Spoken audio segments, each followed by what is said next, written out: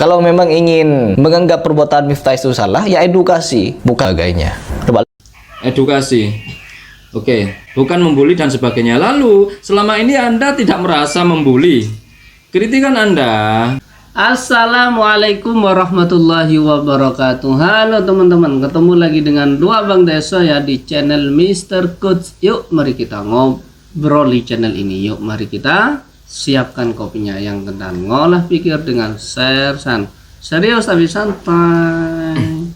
Oke bos, kita lanjut ngereaksi Sang Ruwaibido bos ya. Suang komandannya. Komandan Ruwaibido dari Prasi mulut besar yang sangat pandai mencari-cari keburukan orang lain, tapi dia lupa dengan busuknya dirinya sendiri bos ya.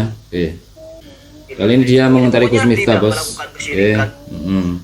Batil dan lain sebagainya. Pokoknya tidak melakukan kesyirikan, tidak melakukan kemunafikan, dan beberapa hal pembatal keislaman. Karena sekalipun orang sudah memiliki kunci surga kalimat syahadat itu, di akhir hayatnya dia tidak tahu apakah masih Islam atau tidak. Karena ada pembatal keislaman, ada kemunafikan, ada berbagai macam kriteria yang aslinya akan tertolak dari surga nanti. Meskipun dia telah mengucapkan la ilaha illallah tadi. Oke, di bawah hati sahih pun Anda akan menolak. Sebab begini loh. Pernyataan Gus Reza, Buster pasti masuk surga. Kan dasarnya mangkola la ilaha illallah dakhalal jannah. Ada hadis lain mangkola la ilaha illallah Muhammad Rasulullah dakhalal jannah. Begitu kan Ibu ya? Iya, Bang. Jadi itu hadisnya sahih. Hadis lain yang menjelaskan, hadis sahih yang lain menjelaskan bahwasanya seseorang yang mempunyai iman sebiji darah pun itu akan mendapatkan syafaat dari Nabi. Ya tapi tetap masuk neraka dulu jika menghilangkan dosa-dosanya itu. Jika dosanya dengan hakul adami. Kalau dosanya dengan hakullah dan istighfar sudah minta maaf dan bertobat sudah diampuni kan begitu. Yang susah ini kan dosa hakul adami. Seperti hari pras ini kan banyak dosa hakul adaminya ya kan. Tapi dia berteriak selalu kalau Allah kalau Rasul dan merasa paling benar dan merasa ahli surga. Padahal dia gak sadar bahwasanya hakul adami dia itu banyak sekali yang menghalangi dia kelak di akhirat untuk masuk surga. Lah, kan begitu ya? Betul loh. Kalau masalah hakul adami ya kesalahannya ya harus ke orangnya ini, harus klarifikasi minimal.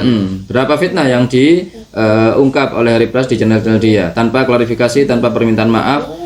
Toh umpamanya kurus kumpul dia memfitnah, dia mau minta maaf pada siapa? Kurus kumpul sudah nggak ada. Dia mau minta maaf pada siapa? Jika fitnah-fitnahnya itu benar-benar nggak benar gitu loh. Jika fitnah-fitnahnya itu didengarkan atau dilihat oleh ratusan ribu orang, ada kan begitu. Ya kan akhirnya ratusan ribu orang ini mempercayai fitnah yang diungkapkan oleh Hari Pras. Hari Pras berdosa di sini mau tobat, istighfar sama Allah, tapi Allah tidak akan mengampuni selama Hari Pras tidak meminta maaf kepada orang yang bersangkutan. Dalam hal ini adalah kurus kumpul dan ulama-ulama lain seperti Ustaz Hidayah, banyak lagi yang belum dia klarifikasi. Sebab apa? Dia biasanya cenderung fitnah dan menghujat, bukan kritik. Kalau kritik berdasarkan dalil atau itu, kalau yang kritik berdasarkan dalil, oke, dia masih di ranah ilmu itu kan begitu pas edukasi. Tapi kalau di ranah hujat, memfitnah, kemudian memprovokasi, kemudian mengadu domba, nah ini ranahnya sudah beda ini. Ini ranahnya hakul adami dan tidak bisa dimaafkan langsung oleh Allah Subhanahu wa taala kan begitu Mas ya? Betul. Oke, mengenai pasar ini sudah jelas hadisnya sahih, Kenapa dikaitkan dengan hadis mangqala la ilaha illallah Muhammad Rasulullah dakhalal jannah, dan hadisnya banyak dan panjang itu teman-teman ya mengenai syafaat Nabi. Begitu. Kalau sudah tidak beriman di akhir hayatnya ya berarti bukan banser kan begitu. Bukan banser. Nah, orang banser itu Islam kan begitu banser ya. Islam beda lagi Pras pembahasannya. Anda membahas di akhir hayat jika dia melakukan pembatalan terkait keislaman. Ya beda lagi berarti bukan Islam sudah, bukan banser kan begitu.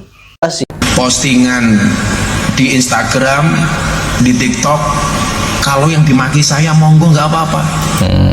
Ini apa namanya itu bernada-nada pilu, bernada-nada sedih agar mendapatkan simpatik dari umat teman-teman. Seandainya benar-benar pilu, benar-benar sedih, benar-benar menyesal Rasulullah SAW, apakah pernah blog itu bukan ucapannya tokoh agama. Kalau sudah merasa public figure, merasa sebagai tokoh, harusnya mencontoh tokoh agama yang paling dipanuti oleh umat Islam sedunia. Nabi Muhammad SAW apakah pernah ketika bercanda menyebut kalimat goblok? Tidak teman-teman. Jadi bercandalah dengan masyarakat, bercandalah dengan netizen. Anda di sini menasihati orang lain, tapi lupa pada diri Anda sendiri. Gus Miftah sering katanya Katanya Gus Miftah sering di video-videonya itu mengucapkan kata-kata itu dengan tujuan yang belum ia ketahui ya. Yang penting kalimatnya sudah salah ya kan, mengucapkan kata-kata yang kasar seperti itu. Tapi Harry Pras lupa bahwasanya di setiap videonya atau banyak sekali di videonya dia mengatakan kalimat sontoloyo. Apa sontoloyo itu? Pengertian Harry Pras, sontoloyo itu lawakan, lucu katanya. Lucu. Tapi menurut KBBI sontoloyo itu ya sama artinya kayak kalimat yang diungkapkan oleh Gus Miftah. Ya kan? Sama saja untuk merendahkan orang lain, mengatakan kalimat yang senada dan semakna dengan ucapan yang dilontarkan oleh Gus Miftah. Ini loh dia teman-teman ya, sibuk sekali ngoreksi detail-detailnya orang-orang, tapi dia sendiri lupa kalau dia yang penting ada alasan dan pembenaran tanpa referensi, kan begitu ya. Seperti kalimat sontoloyo ini, tanpa referensi dia ngomong dengan definisi dia sendiri bahwasanya sontoloyo ini bermakna lucu-lucuan teman-teman, karena pada dagelan katanya, karena yang terjadi ini dagelan, maka saya ngomong sontoloyo. Di referensinya KBBI-nya sontoloyo itu sama merendahkan orang lain dan berarti bodoh alias kalimat yang sering dilontarkan oleh Gus Miftah itu. Seperti itu kan. Aduh, gimana ini Harry Pras ini ya teman-teman ya. Oke, terkait Gus Miftah ini juga banyak fitnah-fitnah yang dilontarkan Harry Pras. Dia tidak mencari referensi secara akurat dari segala sisi. Dia mencari berita dan dia terbukti salah. Statementnya itu banyak yang fitnah, statementnya itu banyak yang berdusta, tapi dia juga tidak minta maaf atau klarifikasi terkait hal-hal yang telah diucapkannya yang sudah terlanjur didengar banyak orang. Semisal Gus Miftah bukan anak kiai, ya kan? Dia hanya tahu dari berita secuil, bukan dari berita yang lain secara utuh yang membenarkan bahwasanya Gus Miftah memang anaknya seorang kiai, kan begitu bos ya? Padahal anaknya kiai. Ya kan, benar-benar anak kiai walaupun kiai kampung, kan begitu, bukan kiai besar kan itu. Kemudian terkait panggilan Gus, bukan anak kiai kok dibalik Gus. Ini sudah dua ini fitnahnya fitnahnya Harry Pras, kan begitu bos ya? Lalu kemudian fitnah dia tentang tarif Gus Miftah, ya kan? Dia sudah memfitnah itu, sudah sudah, dan orang semuanya percaya, apalagi orang yang membenci Gus Miftah sudah percaya semuanya, mengamini gitu loh bos. Sama pemfitnah akan didukung oleh para pemfitnah, kan begitu bos ya? Tarif yang 75 juta segala macam lah itu bos ya. Padahal enggak kayak gitu juga kejadiannya, memang variatif kan begitu, kan seperti itu. Banyak lagi fitnah-fitnah Harry Pras ini, dan banyak juga fitnah-fitnah kepada Gus Miftah ini dari akun-akun Wahabi, terutama Harry Pras ini bos ya, mengenai tarif itu. Kemudian sebutan Gus Miftah ini Gus ternyata bukan. Kemudian namanya aslinya Taim, padahal itu nama panggilan. Nah itu fitnah-fitnah semua. Anda menabung neraka di sini pak ya. Oke. Kalau memang ingin menganggap perbuatan Miftah itu salah, ya edukasi dan lain sebagainya. Coba Edukasi. Oke, bukan membuli dan sebagainya. Lalu, selama ini Anda tidak merasa membuli. Kritikan Anda, yang Anda bilang edukasi itu, 80%-nya hanya membuli saja. Membuli dan menghujat, sebab isinya tidak sesuai fakta dan terlalu melebih-lebihkan. Kan begitu Bos ya? Terlalu menyudutkan, menyudutkan juga. Apalagi sampai nama Bos. Bukan Gus. Padahal namanya Taim, bukan anaknya Kiai lah. Itu kan sudah secara nggak langsung mencemarkan Bos nama baik Bos. Ya nggak masalah sih untuk Gus Miftahnya. Gus Miftah ya fan-fan aja gitu loh ya, tetap berdakwah seperti biasanya dengan gaya yang seperti biasanya, ya tidak berubah juga. Santai saja lah, ngapain, itu emang karakternya Gus Miftah kan gitulah. Kan gitu Bos ya. Dan ceramahnya itu bukan untuk Anda kan gitu. Kalau Anda emang orang baik ya nggak usah dengerin ceramah. Anda semua yang orang baik, bukan orang-orang yang Anda anggap buruk itu. Nah, ceramahnya Gus Miftah kepada orang-orang yang satu circle dengan beliau. Betul, perkataannya kayak gitu, Bos ya. Kemudian frekuensinya sama, kan begitu Bos ya. Dan otomatis dengan perkataan-perkataan itu nyambung dengan orang yang memang disasar oleh Gus Miftah, ditarget oleh Gus Miftah gitu loh Bos. Mengenai perkataan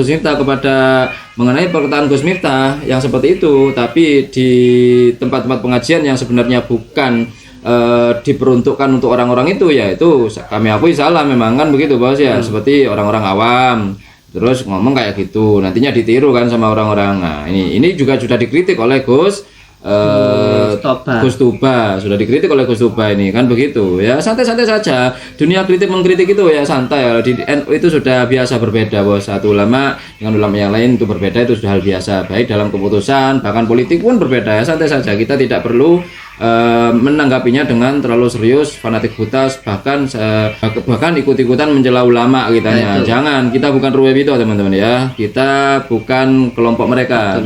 Kita bukan satu kolam dengan wahabi-wahabi youtuber-youtubernya itu bos ya. Mengenai kritik-kritik kita kepada ulama-ulama wahabi ya itu hal ilmiah. Kami tidak pernah ad hominem, tidak pernah kami meremehkan orang secara fisik atau secara apa. Yang kami kritik biasanya itu di ranah ilmiah, fatwanya, kemudian penyampaian hadisnya, menyembunyikan hadis dan lain-lain. Jadi beda kelas kita bos ya. Mengenai kritik-kritik kita di Saudi ya itu biasa hal kritik bos. Dan itu pun sebenarnya pembelaan juga pada kami karena Aswaja seakan-akan menjadi gudang kemaksiatan di mata para wahabi ini. Jadi kita menyampaikan kemaksiatan yang nyata dan sangat banyak yang terjadi di Saudi Arabia kan begitu. Supaya mereka seimbang, supaya tahu semuanya kalangan masyarakat Aswaja NU, supaya tahu tidak hanya di Aswaja saja tapi ya juga di dengkotnya, di negaranya Wahabi ya sama. Supaya kita tidak tertipu oleh akun-akun Wahabi, youtubernya itu yang mengagung-agungkan Saudi Arabia, bahwasanya Saudi adalah negeri paling baik di dunia, tauhidnya, kesunahannya, menjaga makam Madinah, segala macam lah ya,